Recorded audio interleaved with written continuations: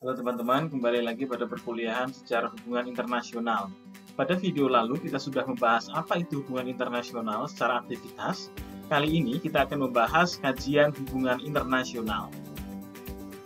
Sebagai sebuah studi, hubungan internasional merupakan bidang kajian interdisipliner yang membahas tentang semua jenis hubungan atau interaksi antar aktor yang bersifat lintas nasional, serta berbagai perubahan dan kecenderungan global yang memiliki dampak terhadap masalah-masalah kemanusiaan. Dalam buku ini kita akan melihat beberapa aspek terutama tentang aktor, bahwa ada aktor non-negara dan ada aktor negara. Dalam kajian yang tradisional, aktor utama adalah terkait dengan negara.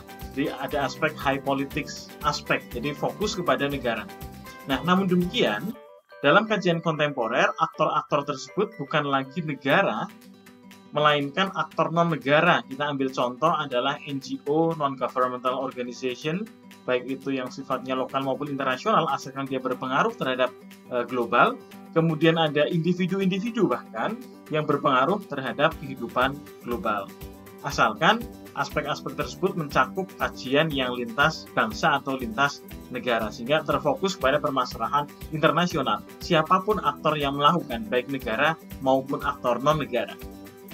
Nah, kemudian masih dalam pengertian ini kita melihat beberapa cakupan. Yang pertama, bahwa kajian hubungan internasional atau ilmu hubungan internasional itu tidak hanya mengkaji satu aspek saja, melainkan mengkaji di berbagai macam bidang, bisa ekonomi, sosial, politik, asalkan melintasi batas-batas negara, melintasi batas-batas bangsa. Ini yang kemudian patut untuk menjadi perhatian bagi kita. Kemudian aktornya dalam kajian HI, aktornya meliputi negara ataupun aktor non-negara. Tadi sudah disampaikan bahwa ada NGO, kemudian ada individu, ada juga korporasi-korporasi besar. Yang kemudian aspek aktor negara ini juga mempengaruhi hubungan internasional, mempengaruhi konteks global. Nah, kemudian cakupannya adalah tentang berbagai macam perubahan dan kecenderungan global yang berdampak terhadap kemanusiaan. Sehingga aktivitas dari aktor-aktor tersebut berdampak terhadap kemanusiaan. Dan kemudian tidak hanya di satu negara, melainkan lebih dari satu kawasan. Sehingga nanti ini yang kemudian menjadi cakupan dari studi hubungan internasional. Nah, kemudian yang patut untuk kita perhatikan bahwa studi hubungan internasional itu adalah studi yang sifatnya interdisiplin. Interdisiplin maksudnya adalah bahwa ada disiplin-disiplin lain yang kemudian dimasukkan dalam disiplin tertentu yang kemudian memunculkan disiplin yang baru. Sehingga dalam HI ada transfer disiplin lain, ada konsep-konsep lain yang kemudian menjadi fokus atau menjadi alat analisis tentang satu kajian tertentu, terutama kajian yang lintas negara, lintas bangsa.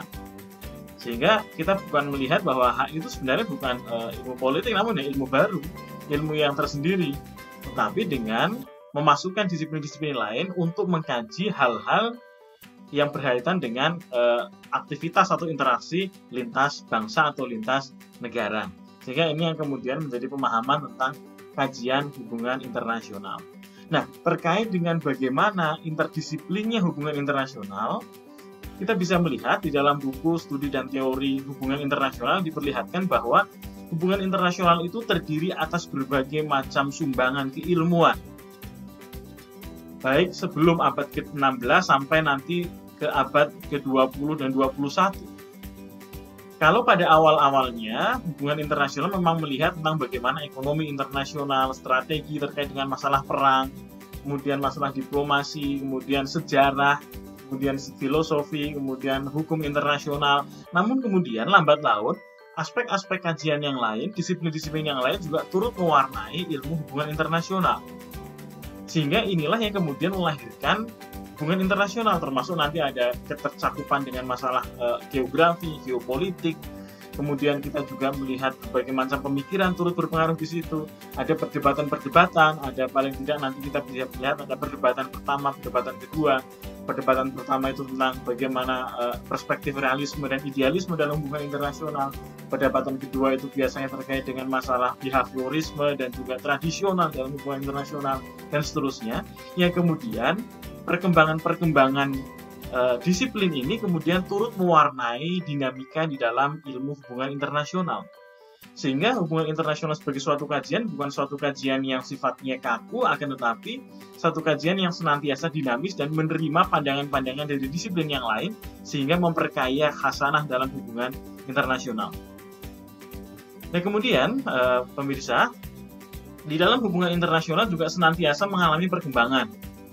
Terutama ketika kita lihat pasca Perang Dunia yang Kedua, kita lihat konsentrasi kekuatan nasional terpusat pada kekuatan Amerika dan Uni Soviet, akan tetapi dalam perkembangannya bukan hanya didominasi oleh dua kekuatan itu. Semakin ke sini, aspek hubungan internasional itu semakin melebar, bukan hanya dalam aspek negara sebagai aktor, akan tetapi juga non-negara.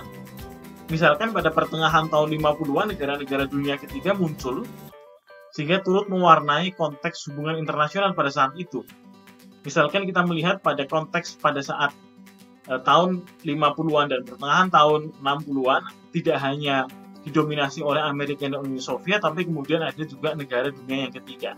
Kemudian ada juga NGO, Non-Governmental Organization, organisasi-organisasi non-kepemerintahan. Nah, semakin ke sini, isu-isunya juga semakin meluas dan aktor-aktor yang bermain juga semakin banyak. Apalagi sekarang masyarakat sudah masuk ke dalam masyarakat informasi, di mana orang bisa berpengaruh dalam dinamika global hanya dari media sosial. Kita melihat misalkan pada saat beberapa waktu yang lalu ada yang disebut sebagai egg boy, seseorang yang kemudian melemparkan atau memukulkan telur kepada salah satu tokoh politik di Australia. Kemudian upaya yang dilakukan oleh egg boy ini kemudian mendapatkan respon yang sangat luas. Nah kemudian ini yang kemudian perlu untuk kita cermati bahwa hubungan internasional itu ternyata tidak hanya tertumpu pada aktor negara, melainkan pada aktor-aktor yang non-negara. Apalagi semakin ke sini, individu-individu juga semakin berpengaruh. Pada saat ini misalkan ada petisi. Apabila kita ikut petisi online misalkan di kanal digital, maka itu bisa sangat berpengaruh. Nah, gerakan-gerakan lingkungan misalkan saat ini juga sangat terpengaruh oleh media-media sosial. Nah ini yang kemudian semakin memperkaya khasanah kita ketika melakukan studi hubungan internasional. Nah, selain kita mengkaji pada pertemuan kali ini mengkaji tentang bagaimana ilmu atau studi hubungan internasional, kita juga akan melihat berbagai macam paradigma di dalam studi hubungan internasional. Paling tidak nanti kita akan melihat ada 5 paradigma di dalam studi hubungan internasional. Yang pertama kita kaji, yang kita lihat adalah paradigma idealisme atau liberalisme.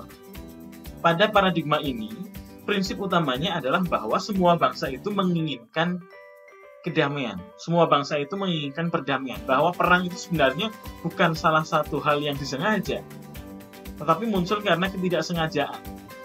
Nah, dalam perspektif ini harus ada pemerintahan global yang mengatur kekuatan-kekuatan agar nanti bisa berjalan secara beriringan, berjalan secara harmonis. Ini perspektif pandangan yang ideal. Aktor utamanya tentu saja nanti dilihat adalah negara.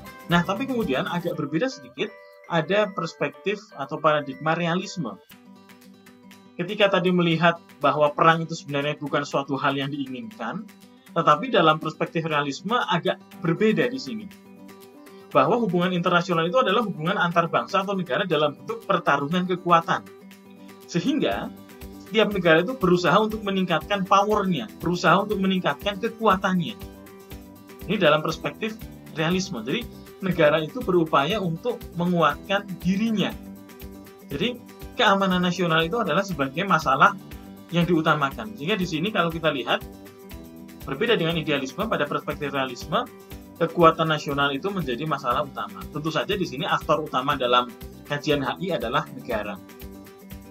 Nah, kemudian ada juga perspektif yang lain yang tidak hanya melihat negara sebagai aktor dalam studi hubungan internasional, ada juga studi hubungan internasional yang menekankan aktornya itu adalah adalah pengambil keputusan atau pengambil kebijakan. Dalam perspektif atau paradigma behaviorisme, hubungan internasional itu mencerminkan perilaku dari para pengambil kebijakan suatu negara. Sehingga penelitian dalam ilmu HI harus fokus pada perilaku para pengambil kebijakan. Jadi kalau yang tadi fokusnya ke negara, sekarang fokusnya adalah kepada pengambil kebijakan. Nah, kemudian ada lagi perspektif atau paradigma yang berbeda, yakni yang menitik beratkan pada persoalan korporasi atau persoalan ekonomi, yakni paradigma strukturalisme. Pada paradigma ini, hubungan internasional itu adalah hubungan ekonomi antar negara di dunia yang secara garis besar terstruktur ke dalam susunan ada negara maju, negara baru, negara berkembang, atau bahkan negara terbelakang. Sehingga fokus analisisnya adalah tentang interaksi antar negara dan pasar. Yakni bagaimana variabel pasar atau ekonomi itu berpengaruh terhadap kebijakan suatu negara dan hubungan secara global. Nah, dalam hal ini aktornya tentu saja bukan negara, tapi juga mencakup korporasi atau MNC, multinational corporation.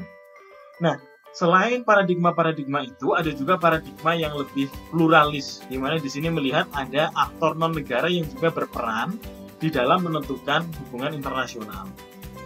Di dalam paradigma pluralisme ini, aktor non-negara adalah kenyataan yang penting di dalam hubungan internasional, di mana pelaku-pelaku hubungan internasional non-negara mampu membangun sistem internasional baru atau globalisasi. Kita ambil contoh, saat ini kita hidup di dalam era masyarakat informasi.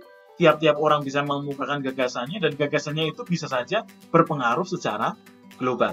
Nah, sekarang yang perlu kita diskusikan adalah sebenarnya bagaimana sumbangan paradigma hubungan internasional ini dalam ilmu sejarah. Jadi bagaimana sumbangan paradigma dalam hubungan internasional ini di dalam kajian ilmu sejarah. Silahkan kalian bahas di dalam diskusi. Oke, kiranya cukup ini apa yang bisa kita bahas pada pertemuan kali ini. Selamat belajar, tetap semangat. Assalamualaikum warahmatullahi wabarakatuh.